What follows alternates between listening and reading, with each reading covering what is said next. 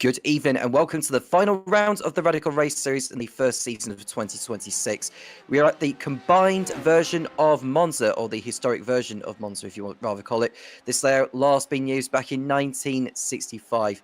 Of course, times have changed since then. I am Tom Cairns in the commentary position with James Parfitt alongside me. We've got a 60-minute endurance event here with a mandatory pit stop included. It's going to be different to the usual format where we've had two races, one being a sprint and the other being a feature. We're into the last few minutes of qualifying with Simon Edwards top of the time pages ahead of George Gonzaga. As far as the championship is concerned, in the SR10s, Simon Edwards, well, he's already wrapped up the championship mathematically anyway, over Phil Glover, who could wrap up second place in the Radical SR10 class. So at least that's something for him to be fighting with against Bruno Vitorino and James Berry. Heinz Braun in fifth place, followed by Patricio Gomez da Silva, had George Gonzaga. Mehmet Akers, Christoph Lipp, and Robert Williams ran up the top 10 in that. In the SR8s, we've got the two shootskers of Alex and Christian at the top. Alex, 46 points clear, so it's going to take an almighty miracle, really, for Christian to leapfrog him to take the SR8 title there. Rob Woodward in third place, a good margin over Marcus Lang. Stefan Merz in fifth place, followed by Steve Webb. We've got Chris Soutis, Mike Bousson, Tobias Treacle, and Graham Matthews rounding out the top 10. Let's bring James Parfitt into the booth and go word from him before this 60-minute endurance race gets underway. JP, how are you this evening? I'm doing well, dear sir. I'm looking forward to this one. This is what I think this might be the first time. No, this can't be the first time. Maybe it's the first time actually. I've commentated on the combined GP and oval layout, so I'm looking forward to seeing how these guys get on that one and seeing how they do. As we just watched Stefan. Oh, spin twice. Look at that. Demonstrating how not to take turn one there for Stefan. Big difference between SR8s and SR10s here this evening as well. 2 minutes 37 for Simon Edwards, and you can see the lead in SR8 Christian Schutzka, 2 minutes 42, so a good 5 seconds slower than these guys as well. We will have more up-to-dates on drop rounds and the point system. Not sure if they're going to run double points because it's the endurance. I'm finding that out as we speak, so we're going to find out very shortly on that one. Looking forward to seeing how this one goes. Big draft fest. That's all I can say on that. Big draft fest. Yeah, so they are using the chicanes through because it is the combined layout, not the historic version around here at Monza that these drivers are going through. We're looking at Christian Sutska, who's going through the oval part of the course. You don't really need to turn through this because the banking helps that. He seems to have slowed down actually, so I don't know whether he's just backed out of that last run. I think they've got like maybe a maximum number of laps they can do in these in this qualifying session before the race does get underway, and it is Simon Edwards who's at the top of the timing pages in the SR10s. Now the SR10s are in silver and the SR8s are in gold, and it's no surprise actually to see the SR10s at the top because of the characteristics of the circuit with the straight line speed ever so paramount around here. Yeah, absolutely. That's one of the things. The SR10 is going to be full bore out in front, I think, and basically gone and clear. So we'll keep an eye out and see how this one goes. Grid's going to be coming up on your screen as it is the end of the session. So let's see how these all get on. I have just found out that it is double points per class. So I believe that's going to be 80 points I think they've got to deal with here as well. And we will be able to bring you more information in regards to that one. Alexander Schutzka is out in front of the whole thing when you add the points. I'm just going to send you the link, Tom, for you to have a look at, and you'll get a better idea of the point system. I believe that the drop rounds have been applied on that one. So there we go. Welcome in if you are here on chat. Don't forget to say hello and let us know what's going to happen, and if you think that who's going to take what, because it's going to be very interesting indeed. But we'll bring you up the grid as soon as we got it very shortly. Stand-ins have kind of jumped around a little bit from what we had earlier on. Schutzka's out in front of 711 there, Tom, with Simon Edwards on 676. So what's that? 40... What is that? 35 points difference, I believe, between Schutzka and Edwards. Yeah, and was there a clarification on the drop rounds as well that you mentioned there, JP? I'm just trying to get clarification of whether or not they can drop this round. I wouldn't have thought they would drop this round because it is the last one of the season. Yeah, that's what I'm thinking. It would have to be, yeah, I would have thought it'd be one of the other rounds for which the drop score would be applied. Whatever the worst score in those first 9 rounds would be for each driver. But like you say, it is 80 points if it is double points with it being an endurance one for each class. 1 point difference between each race position normally, so it'll be 2 point difference. So it's essentially an Abu double of 2014 for those of you who are into Formula One, which will be coming up later this weekend, of course, the start of the new Formula One season, which a lot of us can't wait. But the Radical Race Series is around as we speak, and we are looking forward to a brilliant finale here at Monza, and we, of course, cannot wait. So it'll be 80 points for a win, 78 for second, 76 for third. So it's going to be a lottery. It's kind of like this Jeopardy type round where if you make one mistake, it could make all the difference, and it could end up just propelling the standings left, right, and centre. Yeah, absolutely. Grid is on your screen, dear sir. Yes, so Simon Edwards is on pole position ahead of George Gonzaga, with Phil Glover in third place ahead of Ollie Gullickson, when it's Robert Nobles and Patricio Gomez in fifth and sixth. Heinz Braun and Kevin Harwood are in seventh and eighth, followed by the two Schutskers of Christian, who is ahead of Alex. Jamie Bird and Mike Bousson are on row 6, ahead of Chris Sutis and Steve Webb. And then we've got Stefan Millis and Graham Matthews on the 8th row. At the back on his own is Andreas Lehnen, who didn't set a representative time. Yeah, I'm not sure if Lehnen's going to race. He didn't set a time in practice either. I've also just found out from George, who's been messaging me frantically because I've been asking him questions, they can drop this round, so that's going to be interesting. And a pace car out on the racetrack as well. Which is understandable because with the nature of the first part, which goes through the oval, they want to be gathering up to speed before they go through there because, well, they want to be going quick as they can through that part because it only just comes around as they cross over the line to begin the lap. So working out who could drop what, Alex Schusker's worst score so far this season has been a total of 76, which was in round 7 at Charlotte Roval. So it's going to take an almighty miracle for Simon Edwards to overcome it, I think, JP, with this. Yeah, this is one of the things that that confuses me. I do not like drop scores. And I especially don't like them on the final race of the season because we can't actually give you the scores until after the race is done, once the drop scores have been all worked out. So it's going to really kind of mix it up here without an abacus because I'm old and that's what I need. I think it's going to be very, very tough to distinguish who's going to actually walk away with the championship. But yeah, if Alex wins his class, then I believe Simon has to win as well, but then I think Simon will still not have enough points to overturn Alex, if that's remotely right, I believe. Yeah, well, there are other points which drivers can get. So there's actually 1 point for pole position, which went to Simon Edwards. You can get a point for the fastest lap as well. That will probably double to 2, and I would imagine, although the pole position point will probably stay as 1. Yeah. 1 point for most laps led, which will probably be increased to 2 as well. And I'd imagine there'll be 2 points for anyone that finishes with 0 incidents. It's going to get interesting, Tom, anyway. How's your maths? Yeah. Well, better than yours. I can safely say that. That doesn't... Ouch! Tom Cairns! You said a long time ago your maths wasn't that great. No, it's not, dude. Unless I've got an abacus or something in front of me, it's not. But yeah, it's not the point. You're not supposed to mention everybody that I can't do maths at my gentle, tender age of 21 times a couple. How rude. You're probably better at science. I wasn't very good at science, so you may be better at science than I am. Well, so it's better if you speak to the missus. I have no idea about that either. So, you know what I mean? This is going to be very fun. We have got a very different form of grid. We've got a split grid at the moment. SR10s are at the front. SR8s are holding back. I would have liked to have seen them go together because I think the 8s might have been able to hold on to the 10s with the draft, but race is starting. Yeah, and the lights are at red.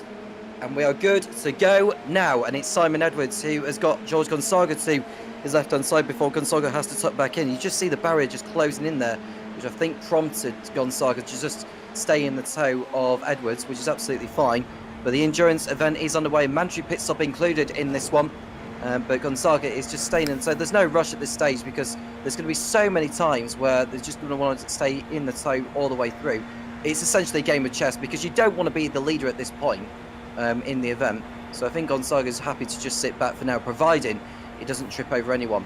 We've got Nobles dropping back a couple of positions at the expense of Heinz Braun and Ollie Gullickson, so he's down a couple of positions there. In the SR8s, Christian Schuster is still ahead of Alex as we speak. You can just see nose to tail between the pair of them. Christian is in the blue and orange SR8, and Alex is in the blue. What colour is it on the nose? Blue and orange for Christian, and blue and white for Alex. There we go. So, and I think someone else has got blue and green. I think that might be Marcus Lang who's carrying that, who is not around this evening, incidentally.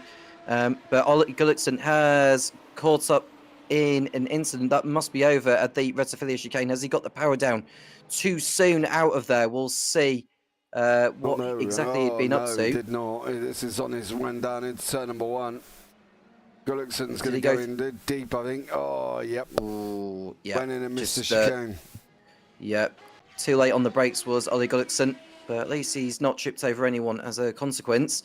There he is. Look, he's now back in the action, believe it or not. You can just see Phil Glover running in 6th position, fighting with Patricio Gomez. But further back, we're looking at Steve Webb, who I think has had a little bit of drama at the Della Roggia. Oh, Chris he just came too close. Yeah, Chris Sittis, also him and Stefan Mellis look like they may have had some drama together. I've got a funny feeling this is the back end of Steve Webb who's going to come. There he is, the Orange Army racing machine. Bang into Zutis. What did Mellis do? Not far behind that. Oh, had nowhere to go. Just unfortunately straight into the side there.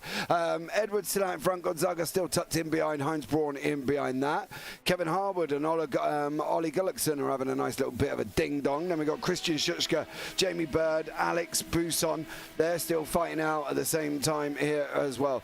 I think this isn't going to really settle down until the second half of the race. The problem is there's going to be so much happening throughout this race. It's going to be very, very difficult to try and catch every kind of little thing because of the draft and the way it's going to work. It's going to bring it's going to keep them all very together. Steve Webb has got a meatball. He's got to go in pit lane. Andrews Leenan did not take the start of the race. Jamie Bird has just gone under the inside of Christian, and Christian's going to settle in behind him. I think this is going to be a very pit stop orientated, save fuel kind of race here. Yeah, that alludes to the point actually that I was going to run down, is how much fuel do you reckon they'll be consuming per lap round here, and how soon will they need to make a pit stop? Well, if they can make it, they've got 85%, I believe, to start. It depends if they've actually started with that full amount. I don't believe anybody would have played around with that. I think they've kicked off with the 85. They might be able to go half an hour or so, maybe even a little bit longer, but we'll see how they get on as Patricia Gomez has just lost a place there to Noble, who is just on the left-hand side. Just saw him there as well. But I think there's going to be a lot of action taking place here. There's going to be a lot of up and downs, a lot of mixture of things going on. It's great to see Phil Glover sitting up in 4th at the moment here overall, 2nd in the championship. So fair play to Phil Glover.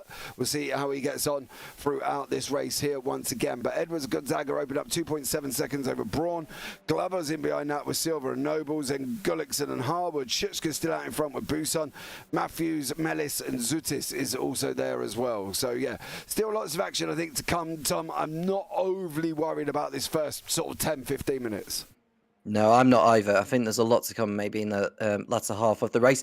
Do get involved in the live chat if you ever so wish to do, and like and subscribe, and you won't miss a thing of all the other championships that JP Broadcasting has got to offer, including the Radical Race Series, which will take a few weeks break before they resume battle on the racetrack.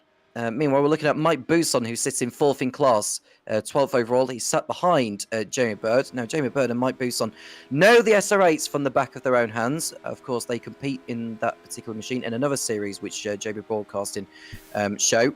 But this is going to be a different challenge, maybe, compared to what we saw in the, the normal format, let's just say, because with it being an endurance event.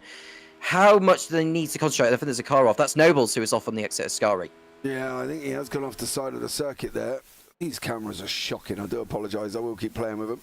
Over he goes, up through the gravel, onto the grass, comes off the asset. Oh, somebody, yeah, somebody hit the bump and ended up bumping his way round. Let's put him right among the SR8s, mind you.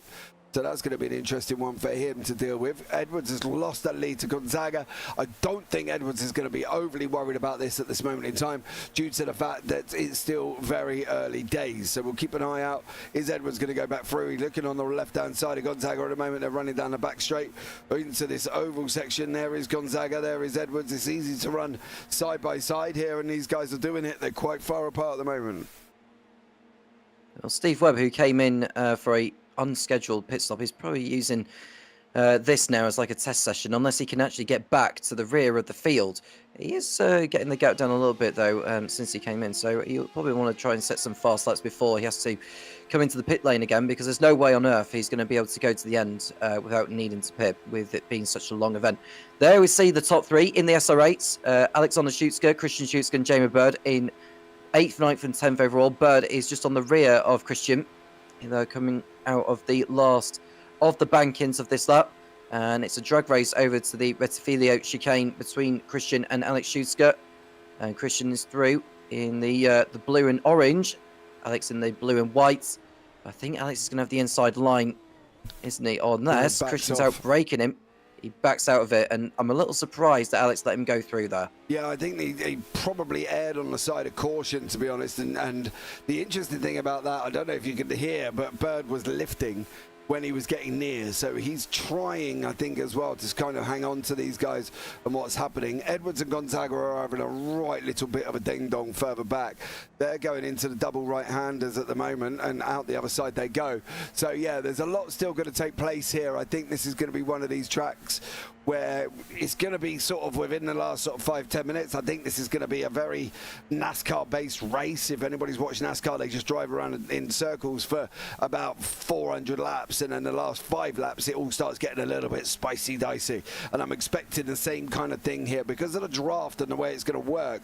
A lot of these people are going to be staying together very, very easily, and that's why these groups here have not separated Christian, Alex, Jamie, and Mike, because it's easy to stay with the people in front of you, and Buson's just touching outside the draft at the moment. He's still getting a little bit, but not as much as he'd probably like. And there we are on board with Mike Buson on the exit of Ascari. He sits in behind Jamie Bird. He's got Nobles right behind, who's in a different class to where he's at. He's looking to recover off he had at Ascari a lap ago. Mike Buson is just content at the moment. He's happy to just not make too many efforts as we speak. There we look at Phil Glover going through on Patricio Gomez for 4th position. Heinz Braun's another 5 seconds up the road from where Glover is at. Now Phil Glover, who came into this one 2nd in his class, he's aiming for an end of season spark, if you want to say that. End of season glory for Phil after what's been an interesting season for him. His best points haul all campaign, that came at Daytona, where he got 70 championship points there, which is very impressive. And we'll get a word from Phil Glover before the night is over to basically ask how his season's gone, and hope that he can improve on that going into next season, depending on what he decides to do. But either way, he's through on Patricio Gomez into 4th position. Gomez is going to come back up the inside. Well, he is later on the brakes slightly, is Gomez, but Phil Glover is running a little too deep. You gave him way more room than he needed, son.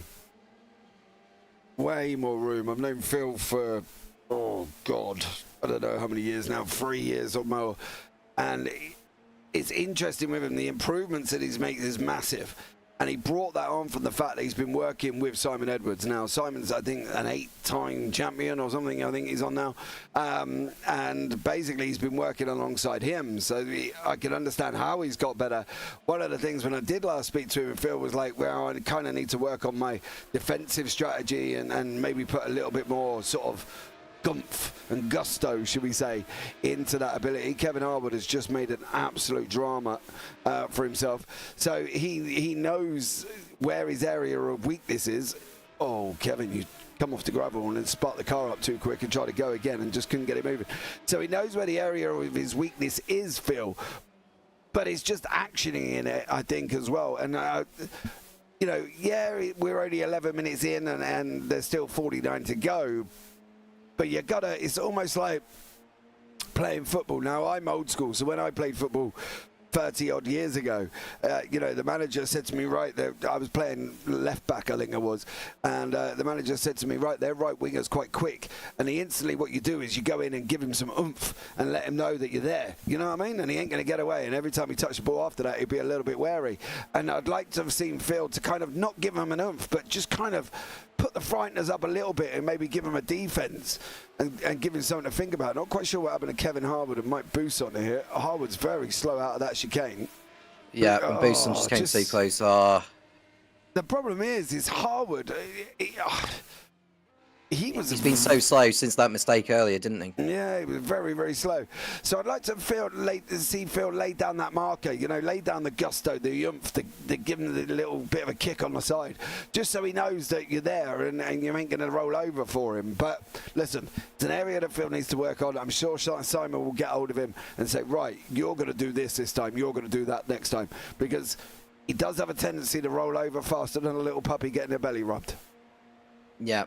And I just want to see him be a little bit more robust and getting his elbows out a little bit, because it looks a bit too cautious when he's got drivers alongside him, and he feels like he has to leave so much space because he just doesn't want to end up getting caught up in any incidents. Now, getting caught up in any incidents and you falling back from the field is a driver's worst nightmare.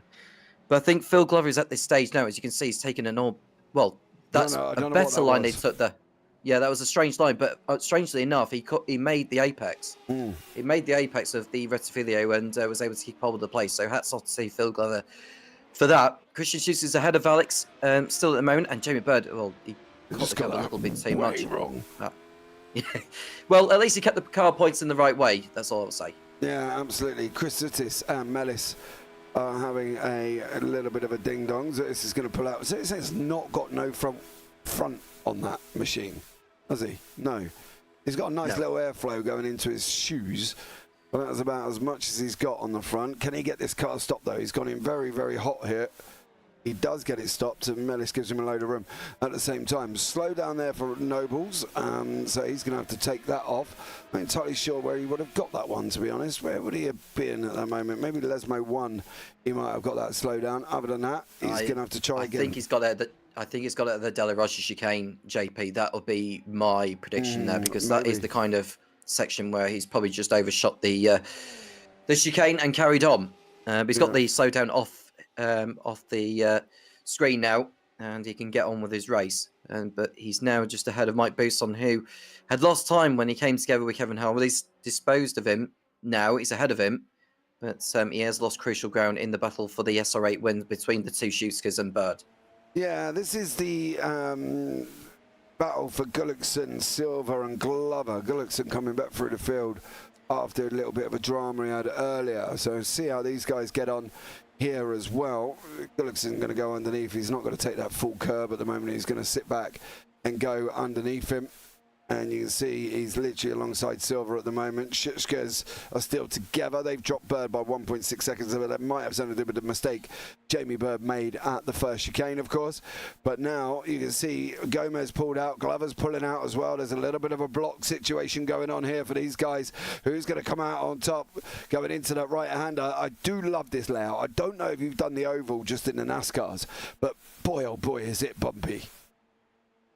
Well, you do feel it, even though it may sometimes feel flat. There are sort of bumpy little sections of it that can catch you out. And I think that's the reason why we see a lot of spins in the NASCAR races, because as soon as a driver hits the bump at high speed, the faster you go, the less control you have when you ride over it. It's the same in rally when you go over dips. You go over a dip at such high speed, the way the car lands... Oh, that's a spin for Gomez! And he's caused a traffic jam with Ollie Gullickson having to slam on the brakes. No damage made to Gullickson's car, but Patricio Gomez has lost a bundle of time. But the good news for him is that he's got a big gap behind to the SR8s. Yeah, and what's worse on that one as well was the fact that Gullickson there literally was gaining, and then he lifted as well. I do love this. Come on, you Spurs. Dude, if you could see the result of what's going on right now in the Spurs game, you wouldn't want that on your car. Let's just put it this way. As a Spurs fan, I am completely in shock and despicable horror of what's going on with my beloved Tottenham Hotspur at this moment in time. But Ollie Gullickson clearly is a Spurs fan, and there's no other reason he would have that on his card, to be blatantly honest, unless he actually was. So there we go. But yeah, very interested indeed there for Gullickson. Yeah, I'm not quite sure he's going to be a happy boy after this one. Well, he probably won't have experienced Tottenham ever being relegated. I mean, they have been in the top flight of English football since 1978. Yeah, they've been in there for ages, and yeah, I was born in 1978, thank God, so I've never experienced them getting relegated before either, but it is looking very, very likely this season. They're only a point above Forest and West Ham, for God's sake, and they're currently down to 10 men and losing. So, yeah, poor old Ollie. I don't know if you're listening, Ollie, but this is all coming your way after the race, mate. Maybe we'll have a catch-up and I'll bring you some spoilers to you. Gonzaga and Edwards have just swapped places again. I could stay with these two all day and they're just going backwards and forwards. But listen, at the end of the day, there are other drivers in there. The two Schutzkes are just following each other and opening the gap to Jamie Bird. They're working as a team and probably in a voice chat somewhere. So, fair play to them. But yeah, Gonzaga and Edwards still swapping places. Well, there we are, Gonzaga on the rear of Edwards. Going through the second overall on lap number 7, out of what I feel will end up being something like a 24-lap race. That'll be what they're thinking. So round about lap 12 is when they're going to be doing their mandatory pit stops. It's a long lap, though. The amount of fuel you consume over the course of a single lap round here is pretty humongous. So is the undercut going to be more effective, or is it the overcut that's going to be more effective round here? I think it's wherever you can find space on the circuit. I think that's going to be the best thing for these guys. I think it's going to be find space and make sure that you get out. You kind of, in a weird kind of way, want to sit back and try and go in the pits with somebody, because then you've got like a draft partner to work with. It's kind of almost like NASCAR, where they make sure they're going in, although they're not on the same team, they might go in with the same people who've got the same car. So there's a lot of, NASCAR isn't just about turning left. If you see live pictures when they are pitting, there's a lot of people who are pointing in the car, they're pointing to each other, they're moving their hands around and saying, I'm going in, and then there would be teams working together. I suppose on this kind of circuit, you might want that philosophy, going in the pit lane with somebody, because then you're coming out with somebody and you've got a bit of draft to kind of help you. What you don't, I suppose, on the flip side of that is, although you can come in on your own and you get clear track, you're going to be struggling on the oval section because you've got no draft to tow. So it's very cat and mouse, but it depends on who's in what chat, who's working together, and whether or not they realise that actually going in with somebody is better than going on their own. Gonzaga's one who needs to go in with somebody, I feel, because he wants to go and stay in with Edwards. So I would probably, if I was him, look at going in with Edwards there as well. But that's just my philosophy. I don't drive. I comms for a reason. So I may be completely wrong. Well, Gonzaga, who's by no means anywhere near in the championship reckoning, but he's wanting to end his season on a high. The gap is now 1.3 seconds between Edwards and Gonzaga. This is the closest battle we've got on circuit for you. And they're not exactly fighting, these two, Christian and Alex. It's time and time again when they are at this. They don't necessarily fight as much as you could possibly imagine. You know, they are brothers. You think, oh, okay, I want to finish ahead of my brother. I don't really like losing to him.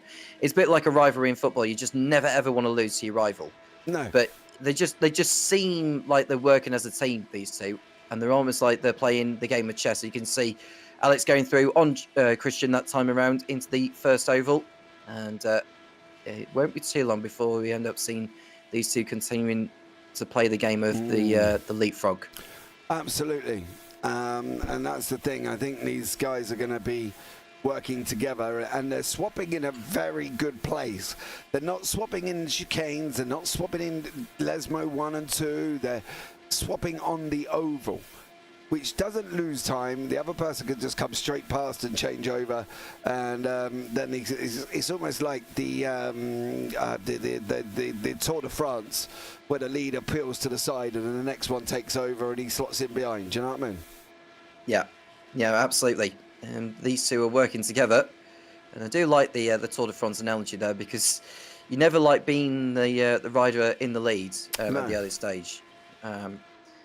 But it's a long time since I watched the Tour de France, thinking of it, but I wouldn't be against watching it if that was the only thing on TV I could possibly watch.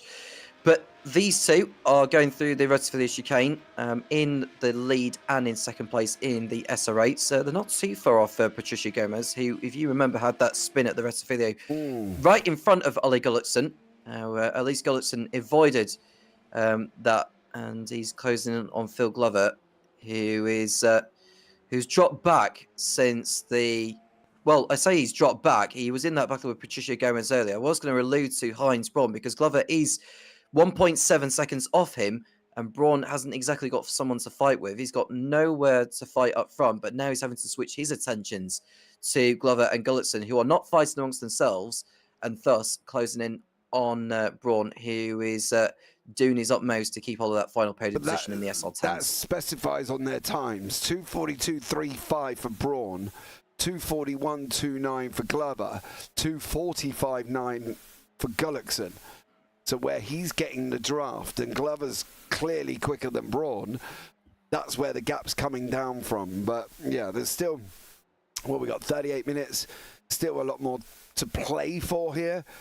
As you see, Braun's gone in pit lane. It might be a little bit early to be making a pit stop, isn't it?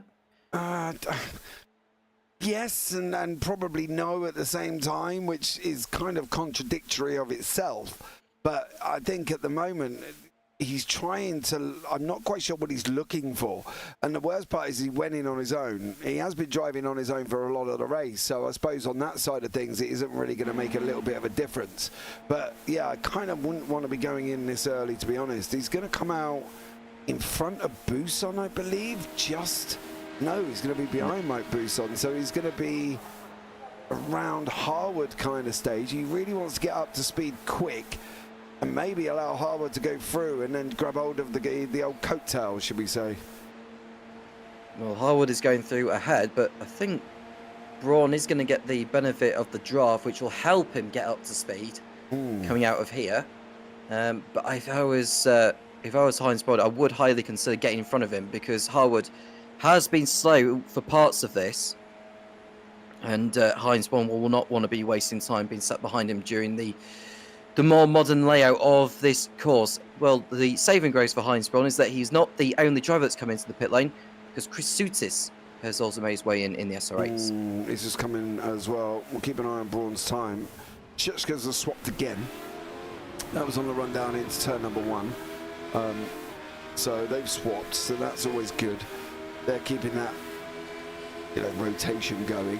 Harwood has got Buson, that's job done, but then again, that's a 10 versus an 8, and we know the 10's got the speed. Braun's going to be in behind Buson at the moment, and he's going to want to go get past him as quickly as possible. But you see the exit speed of the 8 kept Buson well in time with Harwood in the 10, but it's kind of not about here, it's there. It's just as Harwood goes up to the higher gears, that's where Buson's just kind of got no response from. Watch as he comes in. Buson will be able to get the corner in speed here through the right and left hand. Saying that, Harwood just got that completely all pitong. That was absolutely rotten formal cornering from Kevin Harwood. In through the right-hander at the moment. We'll keep an eye with these two. Oh, come on, Harwood. You've got to get it going, son. Well, through goes Braun on Buson. Oh, and Harwood makes a mistake, and I think that's a blessing for Braun, because now he doesn't have to deal with Harwood for the foreseeable future. But now he's given the draft to Buson behind, who I don't think is going to fight it out with Braun, as it is not his battle. Gulliksen makes his way into the pit lane, James. Yeah, I can see it now. 35 minutes to go on that one, but you see Braun's just pulled away. He should. Coming up is going to be around about a shift for 5th and 6th that I would have thought he would have opened. He can open that up. He's not quite in 6th yet. Buson's still hanging on to his coattails, and there you go. It's just as he gets to 6th, he kind of jetsons away from him. But at the moment, Buson's still managing to stay there again with the aid and assist of the draft. Gulliksen is still in pit lane. He's got Braun coming at him very, very quickly. Braun's going to jump Gulliksen here, and away he goes there for Heinz Braun. So maybe that early stop paid him dividends. The undercut proving effective that time around for Heinz Braun. I think it could well be a bigger gap compared to what it was before the pit cycle had started. And Gulletson rejoins ahead of Graham Matthews, who's actually going side by side with him because Gulletson hasn't exactly got up to speed yet. But he'll use Graham Matthews as a toe to go back in front, unless Matthews decides that he wants the draft himself because he knows he's not going to be quick in a straight line. And so Gulletson rejoins in P11, and he's got clear track ahead of him. So the fact he's pitted now could pay dividends later. Absolutely. It's going to really top him out. I'm expecting him to jump up quite high here. If he can get a good run, Heinz Braun, he may be able to get away and probably maybe up to Gomez. Maybe a little bit, or Silva as he is on the standings there on the left-hand side. Patricio Gomez Silva. So he might be able to get up there. So I'll be interested to see how that works. Bouson's lost a place to Harwood. Harwood's ready to catch up again. That's a 10-8 situation on there. So they've managed to get through on that one. 33 minutes remaining. We're kind of in a little bit of a lull. I'm kind of waiting for a rush. I feel there could be a pit. Oh, God. Harwood's got to get on with it. Got to get on with it. Bousson must be chomping at the bit to go through. Yeah, his acceleration on the exit of corners hasn't exactly been on his side tonight, Kevin Harwood. But he's doing his best. Let's see how he does. Oh, who's that going through? Harwood. That's Heinz Braun and Harwood. And, well, Braun went off further ahead, and Harwood also missed the chicane himself. If it wasn't for the speed of the 10, I reckon Bousson would be motoring away from Harwood. I reckon the speed of that 10 is keeping Harwood where he needs to be, but yeah, he needs to be doing a lot better in that car and getting it under control, because it's just causing a little bit of drama in and around people here once more. Shushka's still running as a team, still chasing down Patricio Gomez, who is in front of him at this moment in time. Robert Noble's bummed. Game froze and came back to me in the wall. Oh, well, there you go. That's always not a good idea, is it really? Don't really want that one. Oh, hold on, you're there. Oh, yes, it did. Oh, Robert. Is that a sim issue? Yeah, he basically, the game has froze, and next you know, he's woken up. The game's woke up, and he's headed towards the wall at full pace. So, not a lot he's going to be able to do on that one, unfortunately for Robert. He's just going to sit back and you know, watch it at home.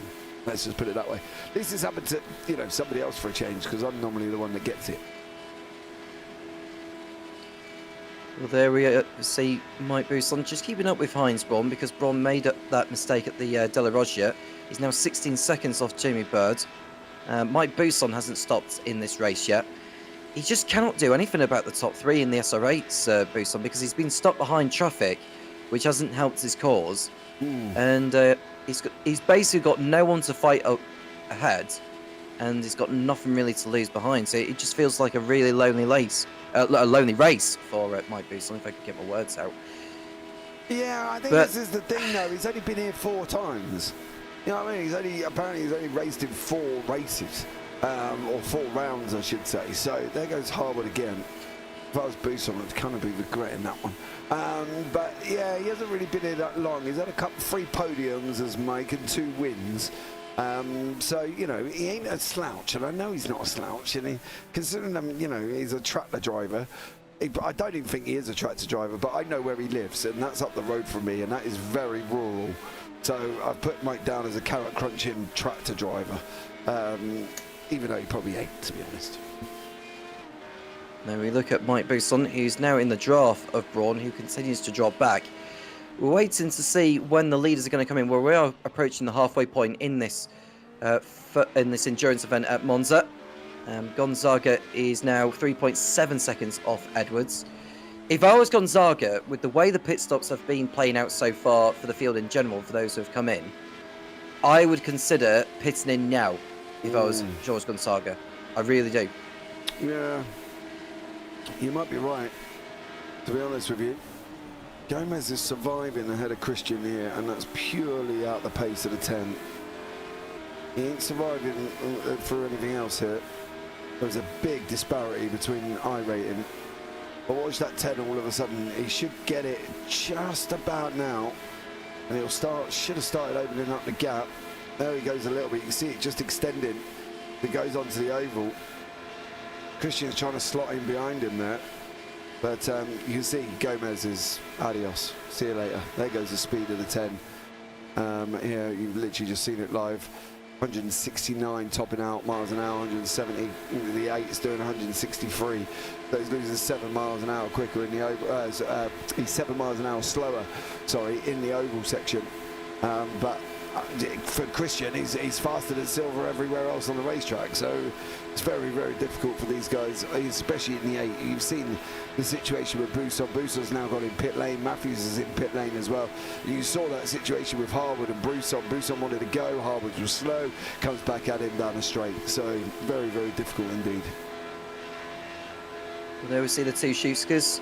It's almost like an intimate relationship between these two because they've been that close all the way through here at Monza. They've still yet to pit, these two. Mike Buson and Graham Matthews have come into the pits at the end of lap number 11. So they have made the switch now.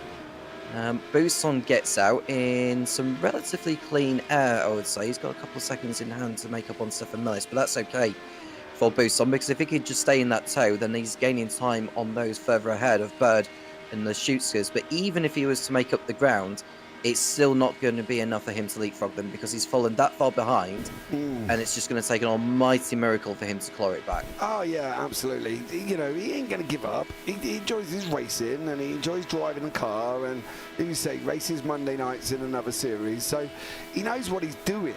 He ain't a slouch, and he knows he's aiming for going past Mellis because that's really his next target. If he wasn't caught up in and around Harwood, I would say Bird might be possible. But again, Jamie's been in his cars for as long as I can remember. I've been in a Radical Race Series now, oh, Jesus Christ, 3-4 years, maybe, if not, I think. So, you know, I've known Bird all that time, and at the end of the day, he ain't a slouch in the car. So for Jamie, he's just going to keep plodding along. He did lose some time to Alex and Christian. Unfortunately, that dip was due to a mistake, and you can see that he made. And Christian, as I said, is faster than Patricio Gomez everywhere else on the racetrack. But watch this 10 motor away. He should do very, very shortly. Yeah. We're going to see the huge difference in speed between the SR10s and the SR8s. But this is the thing. When Gomez gets to 163 miles an hour, and it increases, that's when he starts pulling away. Because like you mentioned with the SR8s, that 163 is pretty much where it tops, depending on the other setups which they've gone with, which is a fixed setup in these machines. But then again, this tells you about Patricio Gomez's race compared to the SR8s, because he should be able to pull away from these, but he's just not maximised the performance, in my point of view, compared to how the likes of Edwards and Gonzaga have been able to do. I don't think it's here he's losing time. That's the problem. It's not here. It's on the Grand Prix layout. He's opened up 1.7 and it's still going upwards north. Mind you, these two are towing each other, Christian and Alex. Two cars normally goes faster than one, but it ain't there he's losing time. It's not on this bit. Gomez can pull away. He's opened up 2.2, 2.3, still going north of 2.4, 2.5 coming up. It's now. And this will start coming the other way because I don't think he can match Christian's pace in through turn 1 and 2. It's down to 2.3. It will come down again going into the next chicane and down through the Lesmos and down through the final chicane. So I think there's still places that, you know, that's where the time comes down for Gomez. You see it's down to 1.9. It's going to come down again. It's the infield that Gomez is losing time, and he can open up most of it on the outfield. Well, there we see Gomez going through the De La Rocha chicane. Watch for that gap to decrease again between him and the Schutskers. Phil Glover is sitting comfortably in third place. No one to fight with at the moment. But remember, Heinz Braun did come in for a pit stop along with Ole Gulliksen as well. So by the time Phil Glover has done his stop, he will filter out round about where Braun and Gulliksen are. Now, there you go. Braun and Gulliksen... Sorry to interrupt. Stand a half a second. Schutsker in silver.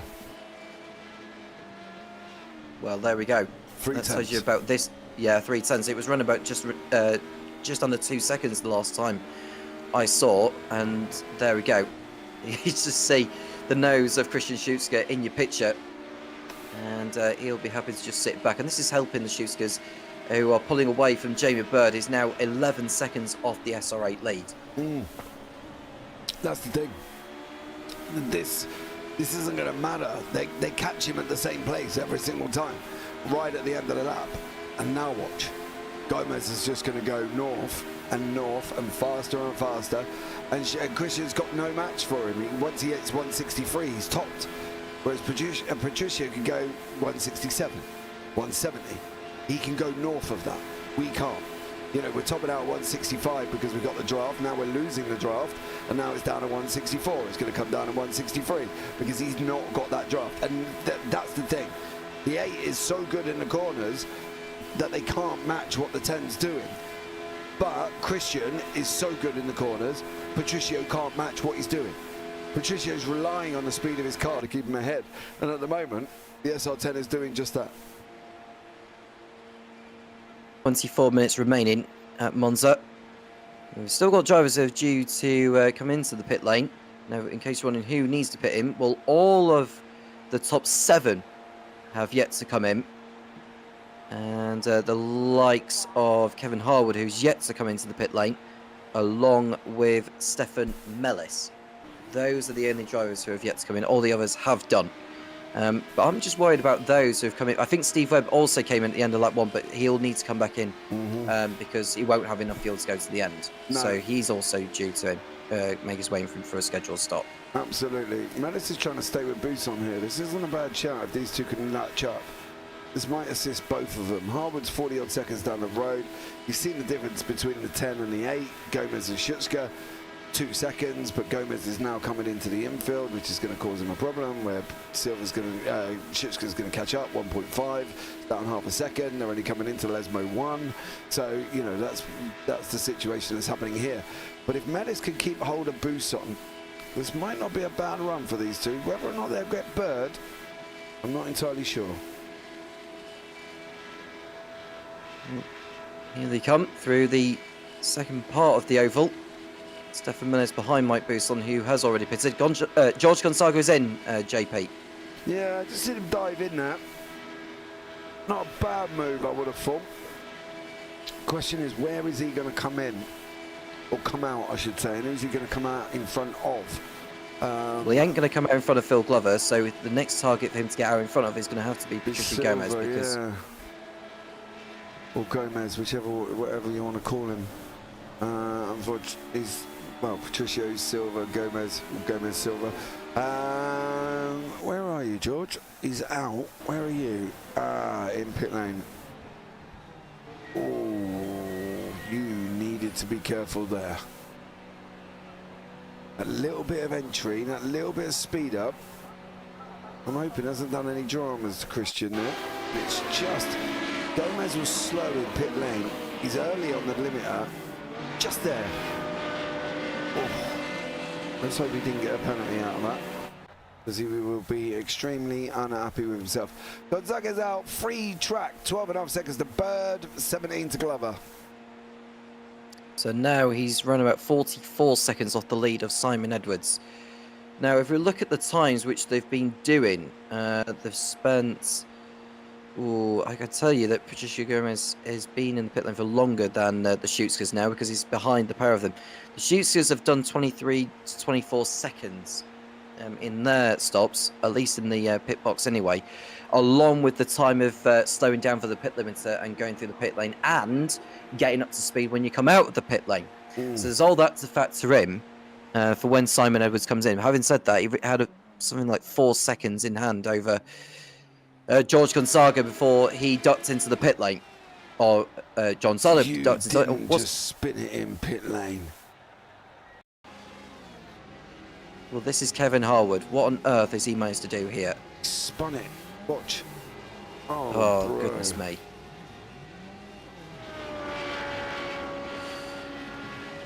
The fact he's been driving in the wrong way in the pit lane as well does worry me, because I wonder if he might get a penalty for that. I don't know, there's a lot to me to you in going on there with Kevin Harwood at the moment.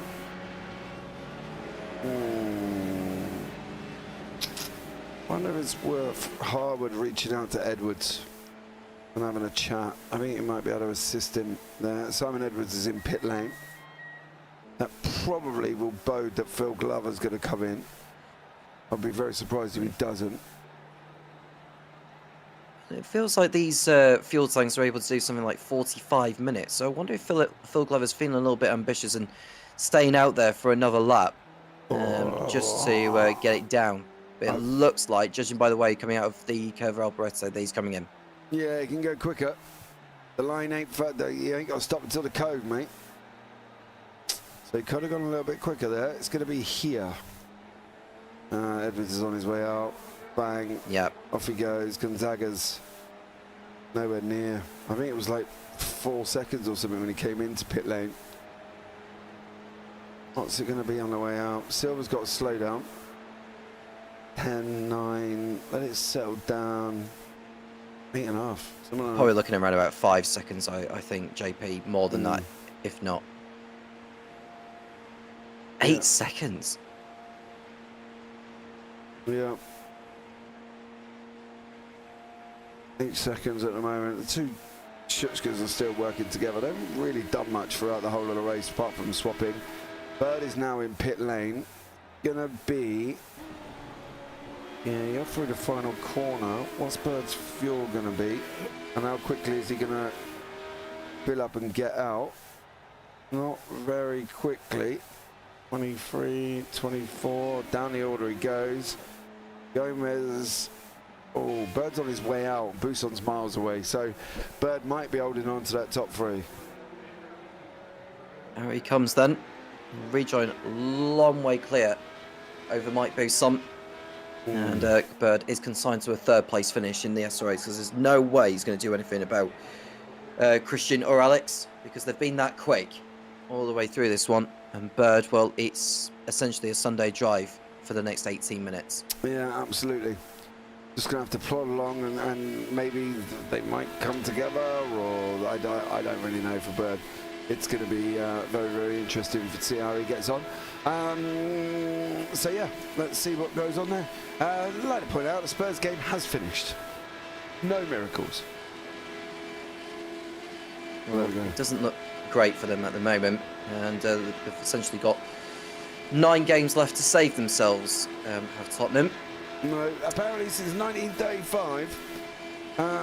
This is their longer winless run in league football to open a calendar year.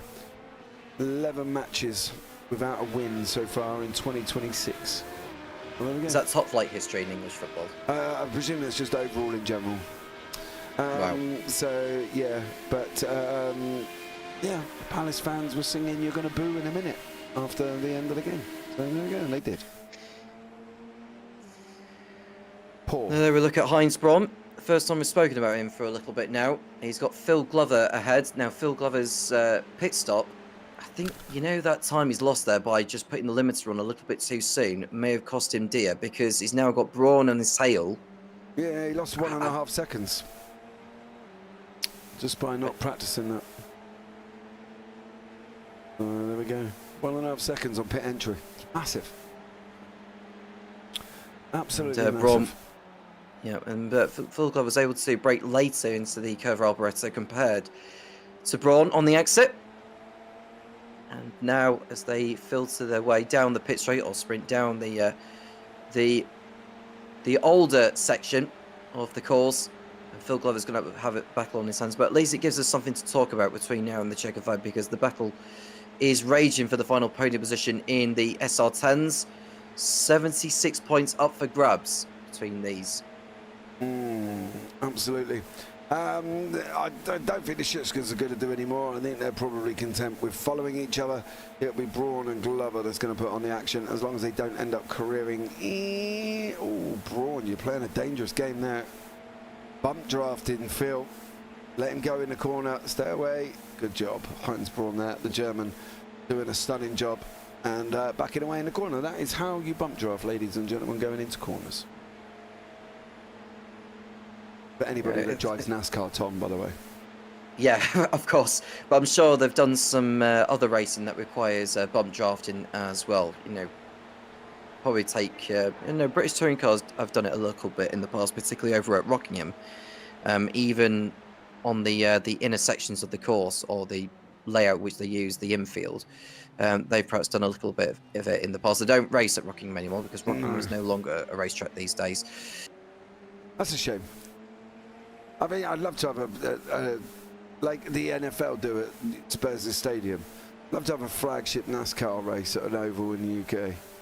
Unfortunately, we don't have any ovals in the UK at all now, which is rubbish. Obviously, we've got banger racing circuits, but I don't think NASCARs will want to roar around a, I don't know, barely half-mile mud pit, to be honest. Glover makes a mistake through the first part of Lesmo, which allows Heinz Braun to close back in a little. Well, Steve Webb, who came into the pits for a second time in this endurance event, is now only 7.5 seconds off Stefan Mellis. So there could still be a battle between those two in the final few laps of this. Yeah, let's have a look at Webby's lap time next time around. Mellis is on a 2:44.99, but I think that's because he's driving around on his own, or 2:45.52 last time out. Webby 3:21, but that did include the pit stop. So let's see what they do on the next time around, and we'll see how close they're going to be to each other. Steve Webb, how far is he off the leaders now? He's 1 minute and 33 seconds off, but I don't think it's going to be relevant because the lap times we've been seeing have been like in the 2 minute 40. 2 minute 39, 2 minute 39s or 2 minute 40s, and yeah, there's no way he's going to get lapped, so he's not going to be a problem to the leaders by any means. Is Steve Webb, but he is closing in on Mellis on this lap certainly, and we'll get an update as to what are the lap times that those two have been doing. Now we've got an update with the stand-ins in the SL10s and the SR8s in this one. Edwards leading the way over Gonzaga. It's Glover, Braun, Gullickson, Silver, and Harwood. Noble's out of the race. Lehnan didn't even take the start. He wasn't even involved in practice or quali. Zootis has just got by Matthews now for position, and the two Schuskas continuing to play the game of chess, with Alex now ahead of Christian. I love chess. Just put it out. Matthews has done this, that's why he got past. There we go. That's how Zootis got past. On Graham Matthews made the mistake. These two swap in. I'll pick them up on the final lap, I think. That will maybe give us a better idea. Glover and Braun side by side into the first chicane. Yeah, and that's Braun far later on the brakes, and he's going to make the apex. I'm quite disappointed with Phil on that one because he just didn't get his elbows out when he needed to, especially at this stage in the race when he's got a podium position in class to fight for. Yeah, I know. He can be a frustrating man at times, but then again, he is in a full-blown motion simulator with VR. That's enough to make anybody seasick. That. You just see him at Sebring. He has to turn it down. It's that bumpy. Shakes his teeth out. It's a full motion sim with VR. So if anybody wants to upset Phil, put him up in the air and then watch him get seasick. There we go. Right. These guys are going to carry on. That's kind of teetered out a little bit. These two are still following each other. It's really difficult to bring you anything other than these guys just poodling around at the moment because there isn't anyone close to each other. They're all fairly spread out around the racetrack. Let's see if Glover can come back at Braun there, but I don't know with 11 minutes to go. We've got sorry, Webb and Mellis, 2:43 for Webb. 2:46 for Mellis, so 3 seconds he picked up on Stefan over that last lap. Yeah, and it's now just under 5 seconds off Mellis in the fight for what is 14th position overall.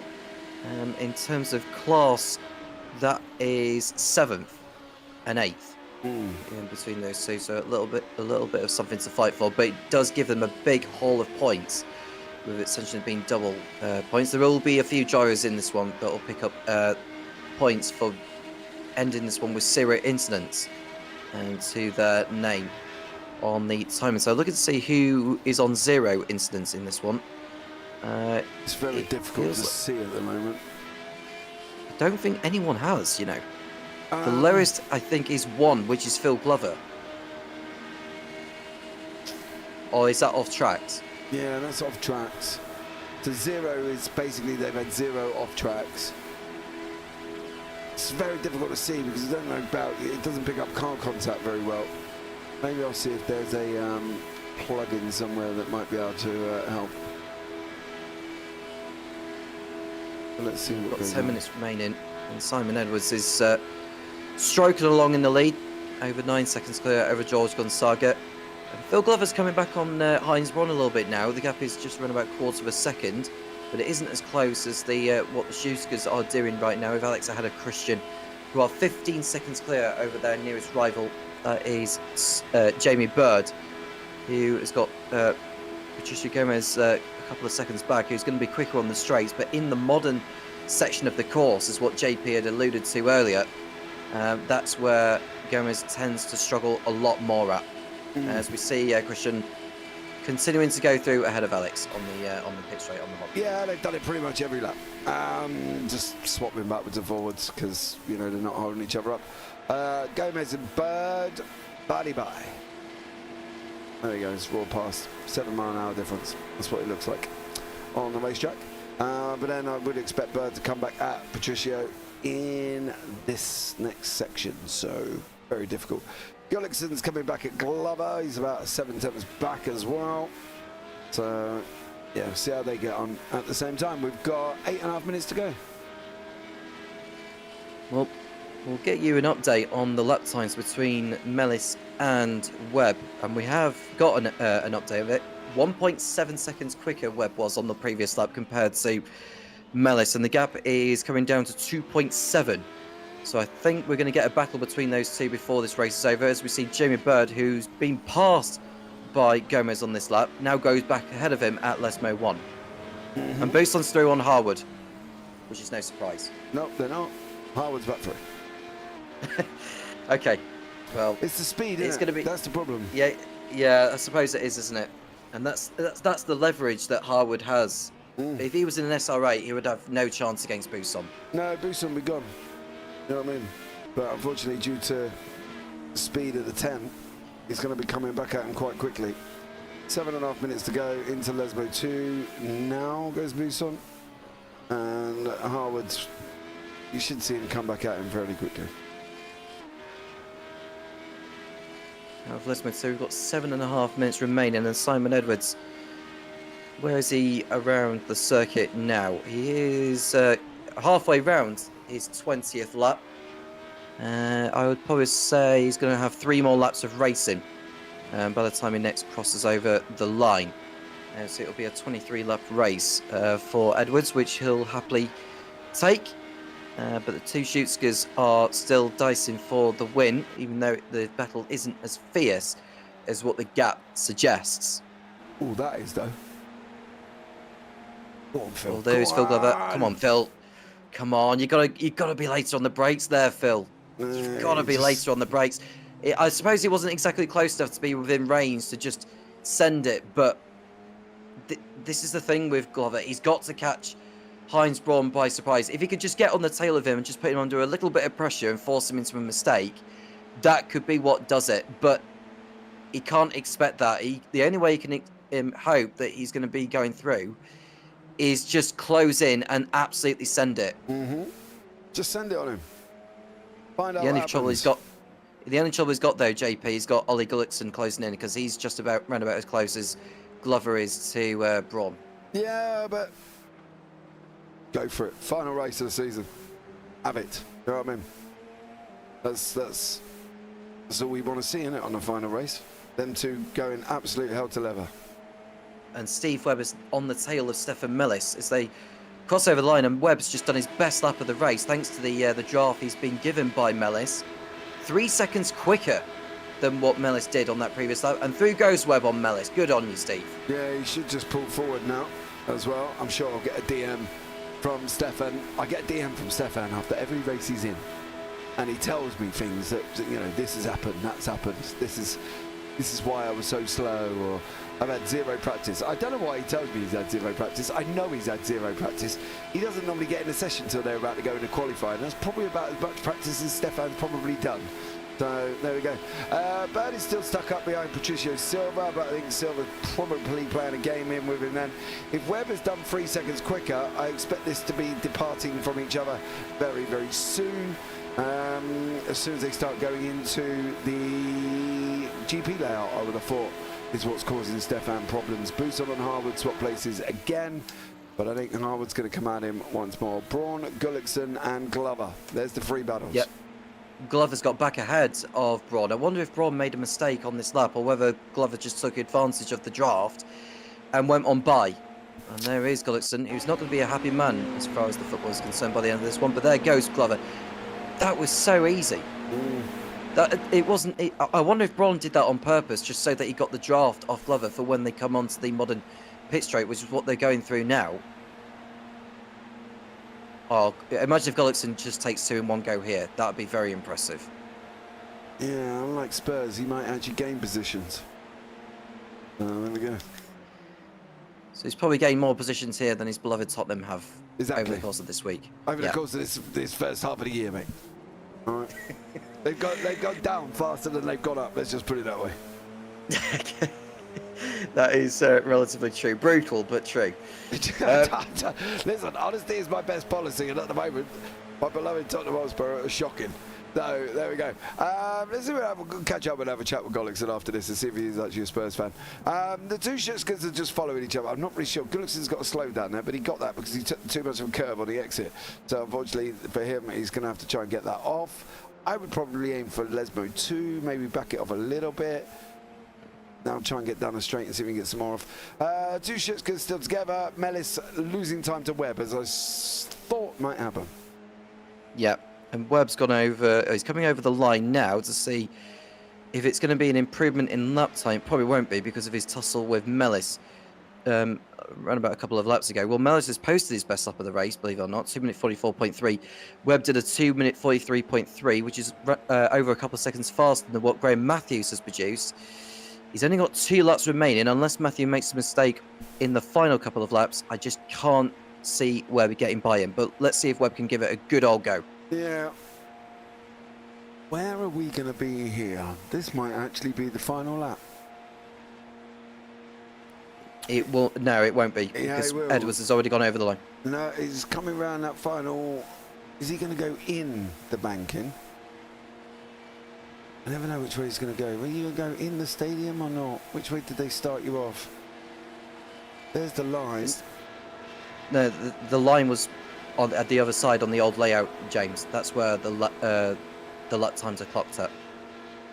Ah, that's quite strange. I thought they might have had the line going down into turn 1. But there we go. See what goes on. Should be the last lap next time around then. Yeah, it will be. But Edwards is on his way to a very, very comfortable win, which will also see him wrap up the SR10's championship. Looking at the standings in the in overall, Edwards will well, it's Schuster who will come away with the overall points ahead of Edwards. But I think Edwards will just be very, very happy with how he's done this season. I think we've had a change in the field. Kevin Howard's moved in front of Mike Bousson, for your information. But I think that's a little bit of swapping places, as is Heinz Born with Ole Gunnarsson. Oh, he got there, but I think Braun was going to have the upper hand that time. Yeah, he just got that line, did Braun. So he's going to, Gullickson's going to have to go again here. Phil Glover's dropped. Oh, dude. That'll be why Phil Glover's dropped. This will be him overshooting the chicane, I think. Yeah, I think you might be right. There we go. Oh, yeah. Trying to not get a slow down. It might be easier just running across, getting a slow down, getting it off, to be honest. But there we go. Simon Edwards, where you at? Going to be coming over the line this time around. Is he back in there? He can just bat this off, to be honest. Final lap of the race? Yeah, he's gone over the line. So lap 23 has started. It's the last lap for Simon Edwards and the last lap of the first season of the Radical Race Series of 2026. And we hope everyone has enjoyed the battle of the Radicals, the SR10s and the SR8s. And Simon Edwards absolutely controlled this one, in all honesty. He had Gonzaga on his tail in the early stages, but I think Edwards was going to have basically control of it, even though the gap was so small. I just felt that Edwards was going to really pull away from Gonzaga. This has been a very, very mature drive from Simon again. Ah, dude, he's you know, he's a champion for a reason. He ain't stupid. Let's just put it that way. So fair play to him. The end of the clock has done. but he will finish second overall. Yes, he will finish second overall because he had to try and turn Alex out, and Alex is sat behind Christian. I would suspect that should swap. Unless they're trying to get Christian in front of Edwards, that would be very interesting indeed. Well, looking at the gap between Christian, just 11 points between those two, but I just think Edwards is going to hold on ahead of Christian. I think even if Christian was to come away with the best score possible in this, Edwards is just going to come away with too much. Absolutely. I think he should do. He should finish in second. Alex and Christian have just swapped again. Bird is still up behind Gomez. Oh, no, wrong pairing. There we go. That's what I want. But Gomez again should just be motoring away as they're going on to straight. Gullickson's tucked up behind Braun. Azera starting their final lap once again. Gullickson's gone up the inside. Well, Webb and Matthews are down a lap on the leader by the looks of things, considering where they are around the circuit. When Edwards is on his way to the checker votes, but see Gullisson make a mistake on the exit of the rest of the video, which won't help. That allows Heinz Braun to go back ahead. It's going to be a drag race to the line, I feel, involving those two. Kevin Harbour's coming to the pit lane, presumably with a penalty, which is having to... Yeah, I don't know why he's having to do that, because he could have just gone on to the end and served it that way. Yeah, he's got 3 laps to serve it. If he can get it in before the final lap, he won't drop 40 seconds. But I think for Kevin Harwood, it's not really going to make a difference. And they've swapped again. Simon Edwards, yeah, they swapped again. Simon Edwards is close to the checker flag now. There he is.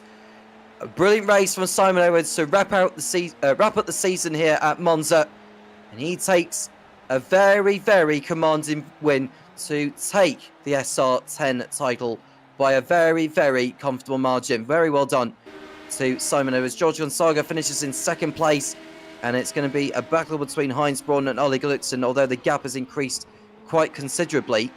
I just hope the drivers have got enough fuel to the checker flag, because we have seen in the past that the SR8s can run thirsty, especially on a track like this one where straight line speed is ever so paramount. Kevin Harwood does rejoin the race. He's not shown that he's taken the checker flag, so he'll at least have this lap to do.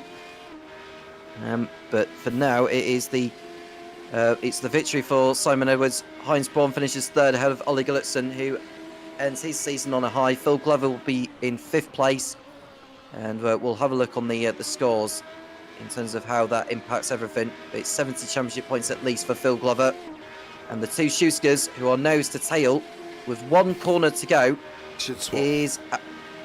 Will they swap though? Should hope so. Well, I don't know what's been said between the pair of them, but Alex has decided to let Christian go, unless we'll see a dragged race to the line.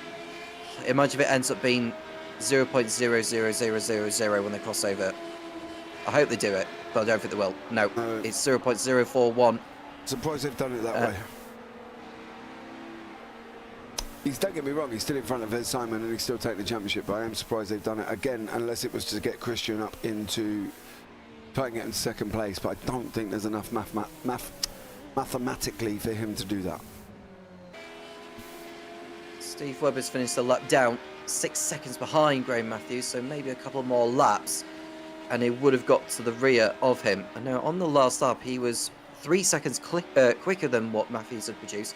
So had he continued to go at that rate, he could have got ahead of him. Before this race was over. There was a couple more laps in there. Yeah, just unfortunately, they're never going to know where he would have ended up. So, yeah, unfortunately for Steve Webb, I think he had that drama at the beginning, I think, didn't help his race. Now we see Chris Soutis, who's not had an awful lot to do in this one. He's going to make it to 5th in class and 11th overall. He's around about 40 seconds clear over Kevin Harwood, who did come in to serve that penalty. He probably would have lost more time serving the penalty at the end than he would have done by pitting. So at least that's something that Kevin Harwood has done right there, compared to what we saw from him when he was in the pit lane and he just overcooked the rear tyres as he came out of the pit box. Yeah, I haven't seen that happen for quite a while, but it definitely did happen to Kevin Harwood there, fortunately.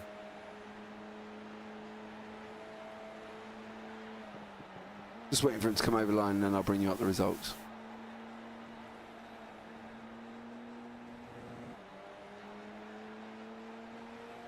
Tom? We'll see. Oh, you are Yep. still there. Yeah, I'm still here. Don't worry. We're waiting for Kevin Harwood to head over the line. And that is race over for the Brit. And everyone's crossed over, and we can run down on the final classification of the 16-minute endurance event at Monza for the season finale of the Radical Race Series. And it's Simon Edwards who takes the win ahead of George Gonzaga. Heinz Braun third ahead of Ollie Gullickson, and it's Phil Glover in fifth position. Christian Schuster beats Alex, or is given the win in the class. And then it's Patricia Gomez who ends up sixth in class in the SR10s. Jamie Bird rounds out the SR8 podium, followed by Mike Bousson, Chris Soutsis, Kevin Harwood, Graham Matthews, finishing just 6 seconds clear over Steve Webb, and Stefan Mills was the last finisher. Robert Nobles was the last driver. It was the only driver to not finish the race. Andreas Lehnen didn't even start that one. He wasn't even involved in the sessions prior. Got Simon Edwards waiting for you. And we'll have a word with Simon Edwards, who is with us in the booth. Simon, good evening. Simon. Oh, there we go. He's there. Hello. Okay. Simon, good evening. How are you? I'm good. How are you? Yeah, not so bad, thank you. A different format tonight compared to it, and you had Gonzaga on your tail in the early stages, but we felt like you were in cruise control throughout that. Not cruise control. So I was having to hot lap it.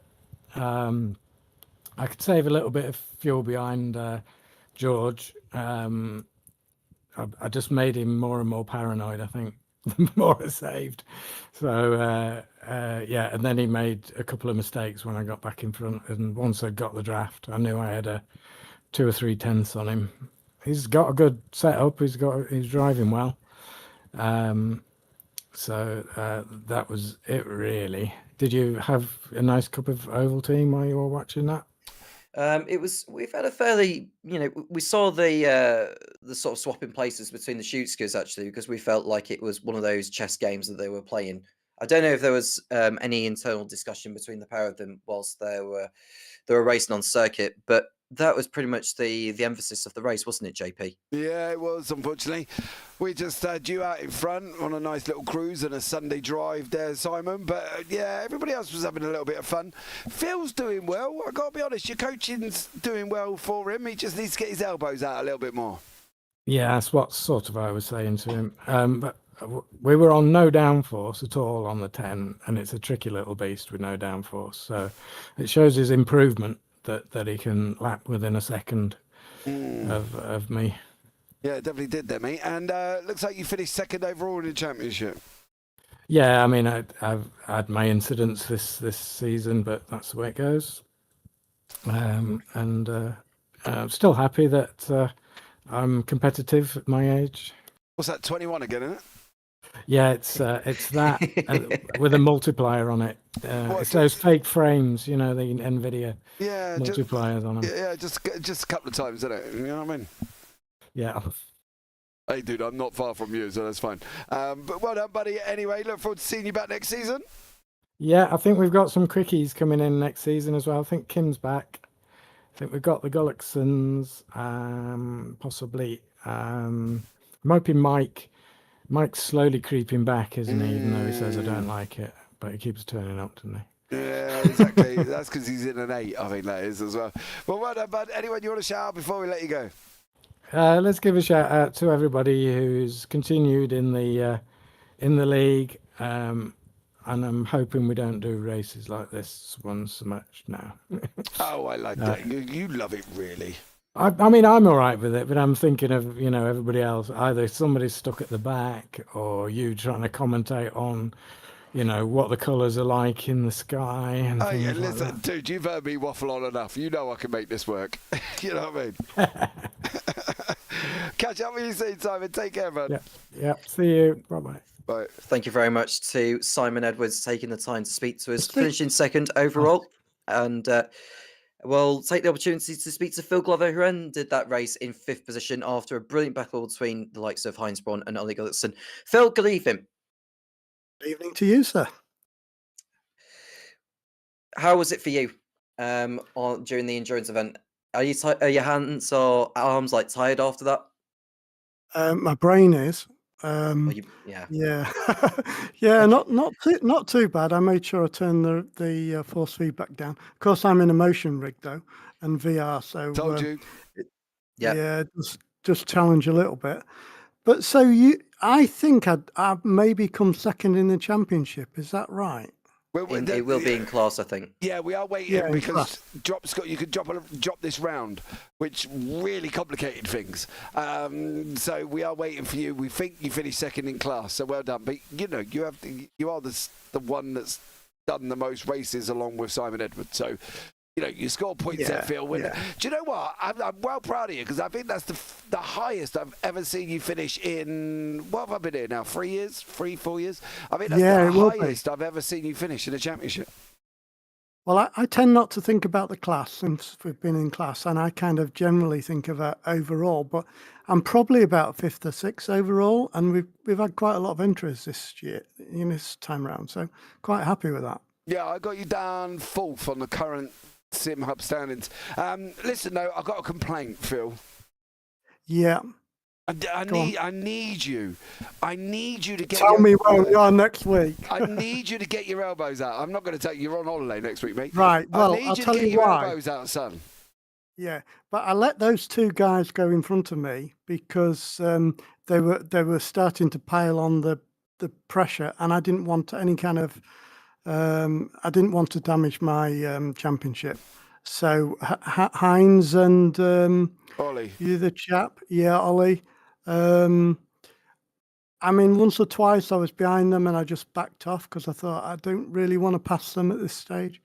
And then going down the straight, my VR cut out for about 2 seconds, and it came back on again, and I was swerving. I hit something. I don't know what I hit, but fortunately, it kept going with about 2 or 3 laps to go. So I dropped back to about, I don't know, about 11 or 12 seconds behind those two guys. So, you actually hit a wall, I think. Did I? I believe, right. Hold on, let me have a look because I've got it here. Because I did say you crashed. Hold on. Where did you go? I couldn't see anything. It just went totally off. I think it was just when Phil Went locked through up into chicane, terminal didn't when it? I was called. Yeah. You hit a speed bump. Oh, there we go. That's what you hit, Phil. What? I was flat out at the time. I know that. It wasn't round. I know later on I did hit a bit of the chicane bit, but yeah. All right, mate. Well, anyway, we need to let you go. Go and enjoy your week off, and we'll catch up with you soon. Anyone you want to shout out before we let you go? Well, George, first of all, for promoting it, he's done a brilliant job of getting this all up and going and getting lots of people on the grids. That's great. Obviously, a big shout out to Simon, who's supported me all year with various coaching and setups and a bit of chibi on every now and again when I'm feeling a little bit low. So yeah, and you guys, great to hear you, James. I thought you'd maybe retired into Monte Carlo or something like that now on the take-ins, but No. Unfortunately, my lottery win ain't coming yet, Phil. So Monte Carlo's a long way from where I need to be. Let's just put it this way. But yeah, it's good to be back, mate. I've enjoyed myself. So I'll catch up with you soon, bud, and we'll see you next season. You will indeed. Take care. Take care, mate. Bye. Thank you to Phil Glover for taking the time, and to our calculations, second in the SR10 Championship. But of course, the standings will update in due course. Should we get a word with George Gonzaga, who's now actually with us in the booth? George, good evening. Second tonight. How was that for you? Yeah, it was really good. Good evening. And by the way, the points are updated. So yeah, I've got them. You're all right, George. I got you. No, I literally just updated with the results. So yeah, I think Alex won on the 8s and Simon on the 10s. But yeah, it was an interesting race. Tried to stay with Simon, but yeah, I just made a mistake on the parabolic and kind of lost the draft, and then he started to push. I still tried to save fuel, but it was really complicated. And this track just heats up the tires so much, so the car gets really unstable. So it was really hard to find like a good setup for this. But it was interesting, something to change, a bit of scenery here, I guess. And how have you found the first season of this one in 2026 in terms of setting everything up for this year? I think we've heard from Simon there's going to be a few either returning drivers or newbies for the second season of 2026. What do you know? Well, yeah, so on the background, me and Simon kind of been trying to do a bit of recruitment. Obviously, on the beginning of this season, we invested a lot in social media, so we managed to fill the grid with decent numbers. Going to the next season, yes, we've been in contact with a couple of drivers, trying to get them to come back. Some of them.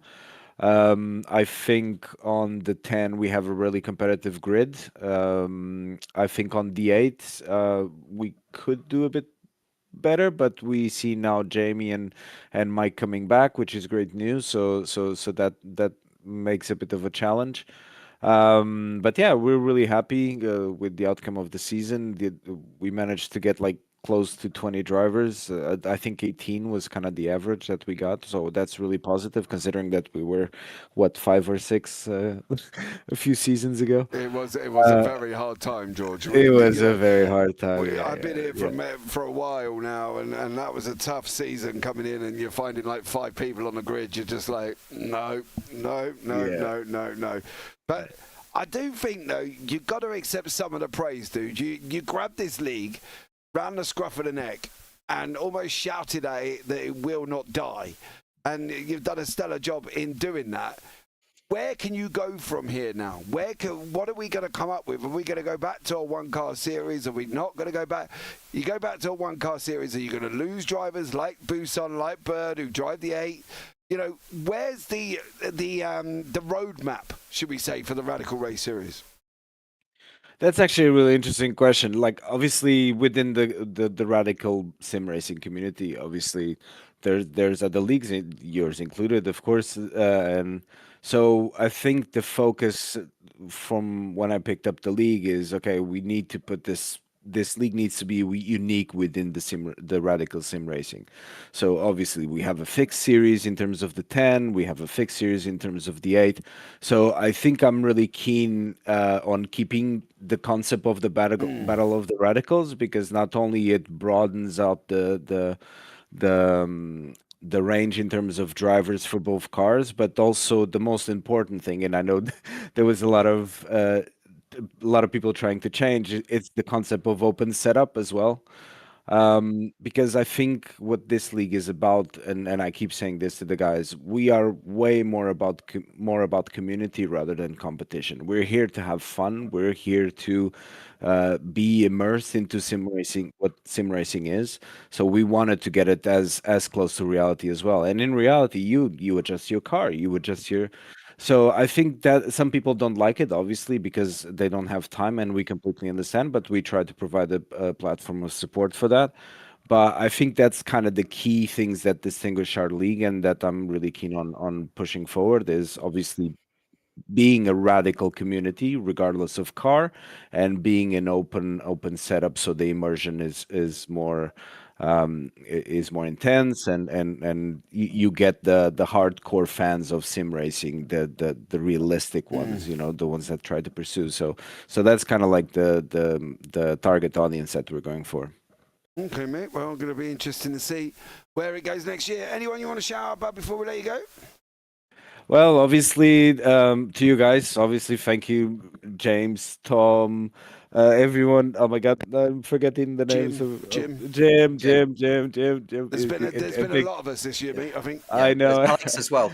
No, but obviously Jim's been helping a lot. Obviously, not trying to take credit to anyone else, but Jim was really supportive, but to James as well. It's been a partnership of many years, and we spoke today. I think he will carry on.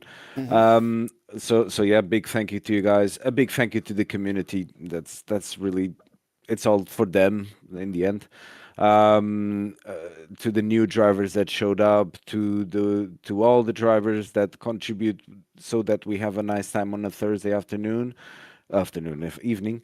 And a big shout out to Simon as well, obviously, with the technical work he does on the background in terms of the BOPs and does the calculations that I have no patience to do. So a big shout out to them. But yeah, I'm really happy and yeah, lots of love to everyone, and I'm really happy that we managed to hit the ground running, and we have a really nice and a nice community that we can support on. Okay, Bob. Well, take care, and I'm sure we'll speak before the season starts. Will do. Cheers, guys. Thank you. Bye. George Gonzaga taking the time to speak to us after finishing his season in second place here at Monza. Well, after the 60 minutes of action we've been treated to, JP, a few swapperoos throughout that one, but the season is at an end, and the second season of 2026 is not too far away. No, you're going to have to wait a couple of weeks, guys, for that one. Updates on the standings overall. Okay, so all of them together. Alexander Schutzker takes the victory. Simon Edwards second. Christian Schutzker third. Phil Glover got fourth. Heinz Braun jumped up 4 places at the end, finishes in fifth. Woodward, Vittorino, James Barry, Stefan Mellis in the top 9. Marcus Lang in 10th. Just missing out on the top 10 was Steve Webb. He missed out by 12 points. But overall, great racing. Looking forward to next season. Tom, wrap it up for the final time this season. And so after 10 rounds, Alexander Schutzker came away with the SR8 victory, and Simon Edwards came out with on top in the SR10s, dominating that one once more. And we won't have too long to wait before the second season arrives. Do make sure you like and subscribe, and we'll do it all over again soon. I am Tom Cairns with James Parfitt, and we'll speak to you again soon when the Radical Race series returns, and it's good night.